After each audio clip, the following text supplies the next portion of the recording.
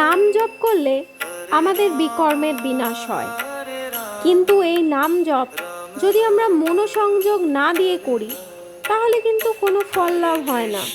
শুধু মুখে বলে গেলেই কিন্তু নাম জপের ফল আমরা পাই না। মনোযোগ দেওয়া, মনোসংযোগ দেওয়া ভীষণ দরকার। আপনি কি জন্য নাম জপ করছেন? আপনার বিকর্মের বিনাশের জন্য। সেই মনোযোগ দিয়ে ভগবানের কাছে কাতর প্রার্থনা করে তার নাম জপ করলে তবেই নাম জপের সার্থকতা। তাই নাম জপ করুন, কিন্তু মনোসংযোগ দিয়ে। শুধু মুখে বলে গেলাম, মন অন্যদিকে চলে গেল, তাহলে কিন্তু নাম জপের থেকে আপনি সঠিক লাভ পাবেন না।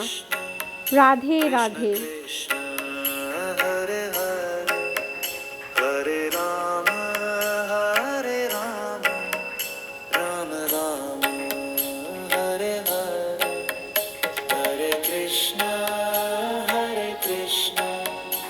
Krishna Krishna